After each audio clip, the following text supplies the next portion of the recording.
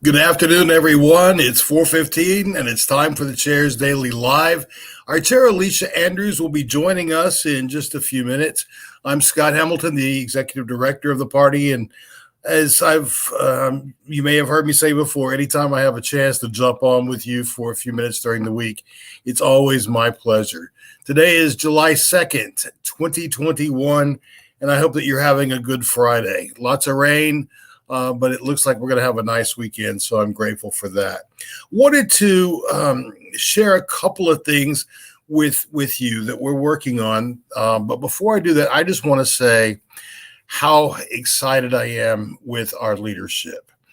I've been a strong supporter of Alicia's since before I even came to the party. And I've been able to see all that she's doing and all that she has done and all that she's planning to do. And it's wonderful to see a vice chair in Eric Proctor, a secretary in Nana Dankwa, and a treasurer in Rachel Hunsucker, all of whom are so committed to pushing our party forward. It's truly an exciting time to be a Democrat in Oklahoma because of their leadership. People are excited. I'm talking to people around the state every day, and there is a newfound hope.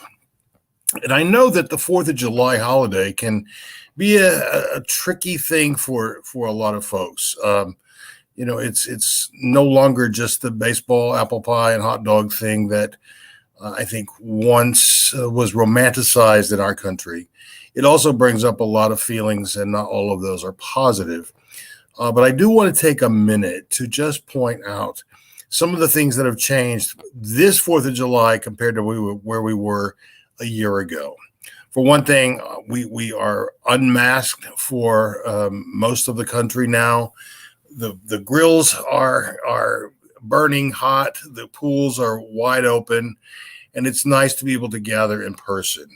Thanks to the leadership in the White House and in Congress, the Democratic leadership in Congress.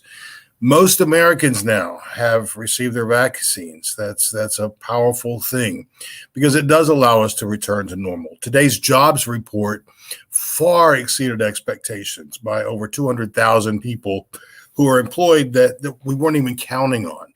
So that's a big plus. We're also able to talk about families in our country and in our state who need financial support, and now they're getting it. So I'm pointing out some of these things just to say, when we start to see progress, we not only need to celebrate that, but we also need to just feel what that means in terms of our nation and how together we truly can continue to make forward progress. How incredible is it that we have a president who's talking about our country and thanking the people of the United States for their work, their selflessness, compared to what we've had for the last 4 years. It's so refreshing. And I don't know if you saw the photographs of President and First Lady Dr. Jill Biden in Florida, comforting the families of those who are still missing from a horrible tragedy.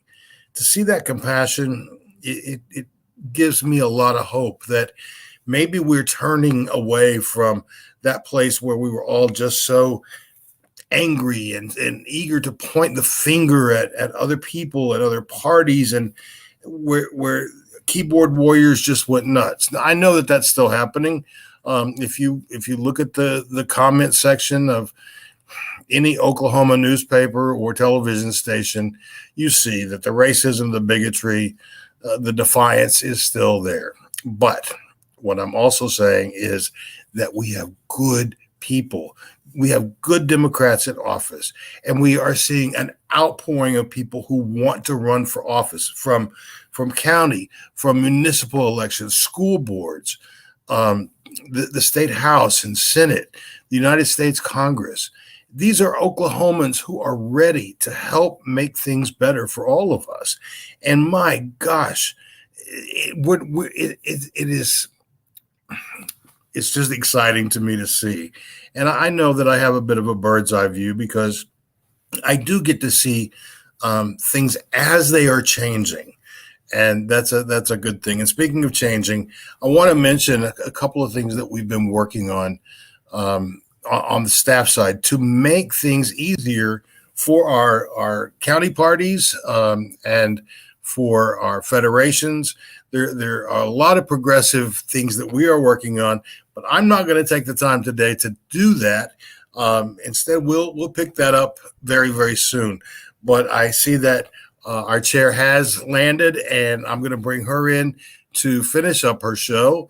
But again, thanks for letting me visit with you for a few minutes, folks. And on behalf of the staff of the Oklahoma Democratic Party, wishing you a very safe, happy, and healthy Independence Day weekend. Alicia? Hi, Democrats. This is Alicia. So every day I try to come and talk to you about bills elected and elections. And I'm so sorry for this weird angle, but I had to find a place that had some light. Traveling, not doing it in my regular spot is kind of crazy for me. So let's talk about bills, electeds, and elected officials. So this isn't necessarily a bill as much as maybe it is a bill.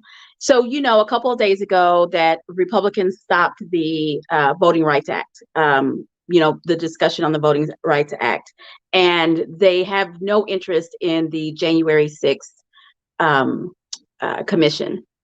Kevin McCarthy has flip-flopped. It's a threat if people are on it and whatever. So what the part that I want to talk about today to make sure that you fully understand, what you want to know is that the entire Oklahoma delegation voted against the January 6th commission, the entire delegation. The folks that were there to take care of them, the Capitol Police, the National Guard, they have no regard for finding the truth that will help take care of those folks. In the meantime, Stephanie Bice from Oklahoma Congressional District 5 has sponsored a bill that's supposed to take care of, I don't know what's wrong with my angle, guys, I'm sorry, but that's supposed to take care of our National Guard's folks. Listen, I personally have a story of being rescued by the National Guard. I appreciate the National Guard. I am thankful that we have the National Guard. But I am thankful that we have the National Guard, whether I'm snowed in and I need them, whether they're at the Oklahoma Capitol or whether they're at the Capitol in DC. Not so much for our congressional delegation. They don't want to get to the truth, and getting to the truth protects our National Guardsmen and women. And so there's a dichotomy there. She wants to look good. She wants for the military to kind of like her because she's putting this bill up, and wouldn't that be grateful? But she doesn't want to do the real work of finding out what will protect them going forward. Because don't be confused.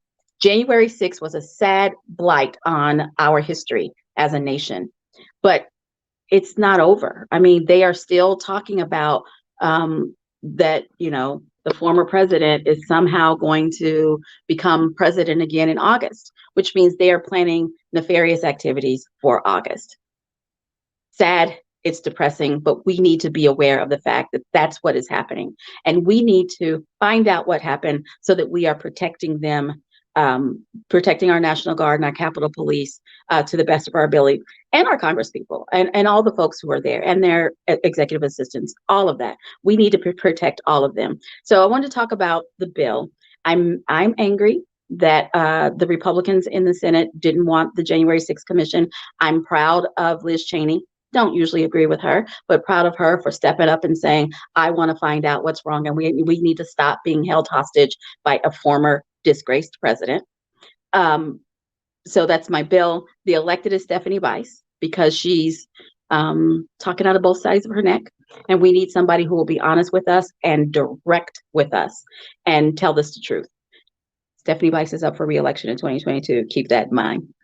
And then elections. So still working on the final details, but go ahead and save the date for January 31st for our convention reconvene. January 31st, we'll get the date, we'll get the information out to you next week for sure. And then January 13th, all over the state in several different communities, there are propositions to be voted on. So elections, July 13th and July 31st for inter-party elections. All righty, so From here on out, I'm probably going to be talking a lot about voters registration. Lots and lots about voters registration, because we have a deficit. We do not have enough registered Democrats. And then the Democrats that we have registered aren't showing up like they need to. We're going to be solely focused, not solely, we're going to be keenly focused on voters registration, doing tons and tons of voter registration. So just go ahead and get your mind around it. You're going to hear me talking about that quite a bit starting next week.